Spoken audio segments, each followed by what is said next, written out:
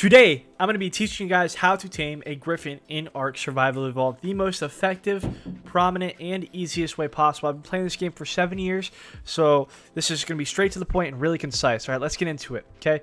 So first things first is you're going to need a couple of things when you go to actually tame a Griffin. You need a long neck. You don't want to use a crossbow because there's a 13% chance it might die if you use a crossbow. So you want to use a long neck with at least 80 tranquilizing darts, okay? Dodex says you need 68. I would bring 80 just in case, you know, you miss or some stuff de-renders. Now you're going to need 4 dinosaur gateways made out of wood and then 2 dinosaur gates, right? To trap this guy, this is going to be the trap for the Griffin because if you don't trap it, it'll fly away, so you need a trap. And then next is a spyglass to make sure you're taming a high level one. You don't want to tame a low level one and then it gets swamped. And then you're also going to need 6 extraordinary kibble to tame this guy. I would highly recommend to wait till kibble to tame this guy or until you have a lot of prime meat to tame this guy because this guy takes a long time to tame. So let's go over that. So going in order from most effective to least effective foods that you are going to use to tame this guy is going to be extraordinary kibble, raw mutton, raw prime meat, and raw meat. Now, the times it's going to take for those, for extraordinary kibble, it's going to take you 27 minutes and 31 seconds. For raw mutton, it's going to take you 43 minutes and 2 seconds.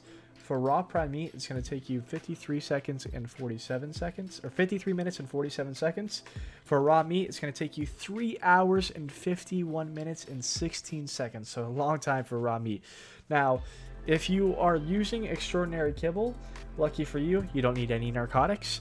If you're using raw mutton, you're going to need 50 narcotics, not 42, but I'd bring a little extra. If you're using raw prime meat, you're going to need 100 narcotics, and if you are using raw meat, you're going to need 900 narcotics. So yeah, this is definitely one that you want to either tame with mutton or extraordinary kibble, and that is for sure. Now let's get into the actual taming part on how to tame this guy. So this is the trap that I have set up here.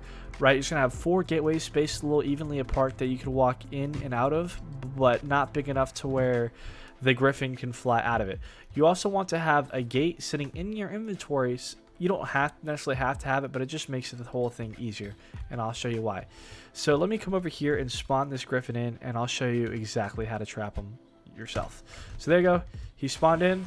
Punch him real quick. You get him to follow you. Get him to come over here. Come on, buddy. Come on. Boom, he's in. Just like that. Bada boom, bada bing. He is trapped. So, you know, congratulations. This guy is trapped. He's pretty much yours. Don't worry. You'll knock him out before that wood's broken. So then all you need to do is just knock this guy out. Pretty simple. Like I said, it's going to take 80 tranquilizing darts. I'm going to knock this guy out, and I'll be right back to you when he is actually knocked out. All right, he is down. Perfect. Congratulations. So you've just knocked out your first Griffin. So when he is down, all you need to do is come up and put your food of choice inside of him, right? Pretty simple. Like I said, if you're not using extraordinary kibble, you're probably going to need a lot of narcotics, okay? One thing I also forgot to mention is his torpor drain rate. It takes this guy 33 minutes and 45 seconds for him to wake up. So if you're not using extraordinary kibble, check on him every 25 to 30 minutes, you know, to make sure that he is not awake so you don't lose your tame. All right, I'll be right back to you when he's actually tamed, and we'll go over everything you need to know about the Griffin. Alright, cool. So your Griffin is up. Now, you might be wondering, what are some good stats for your Griffin to know if you have a good Griffin or not? So this Griffin right here would actually be kind of a god Griffin. If I was playing on a normal server, this is really, really good. 250 melee, 270 melee is good for a Griffin. If you have anything above 300, that's like really, really good. And 500 health is good. For a Griffin, and above 6,000 health is really, really good. So the fact that I have 5,500 health and 330 melee, that's insane melee, and that's pretty good health. So this would be like an insane Griffin if I was playing, you know, on official. So that is absolutely ridiculous. Things to know is when the Griffin gets points, some of these points can go into movement speed. Now, obviously, it can't like get leveled up into movement speed, so any point that gets from the boosted stats into it that get put into movement speed are just completely wasted. So there's a full range of 21 points that can just kind of go wherever, and you're praying that it doesn't land on movement speed. So there you go. Now, as far as to what to actually level on your Griffin, there's a couple of different things.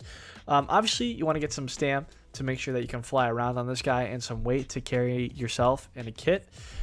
Maybe somebody else if you want to ride 2 people on this, because that's one thing you can do with the Griffin is ride with 2 people. So that's super cool. But it depends on how you're going to use the Griffin.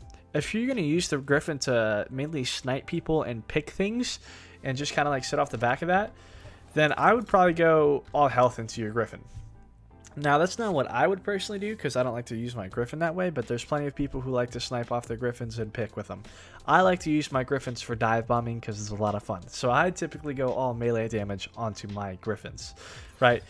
And you don't need a saddle to ride this guy, which is super, super cool, right? You kind of just fly around, and his normal flying speed isn't really too fast, but the thing that makes him really, really cool is his little dive bomb.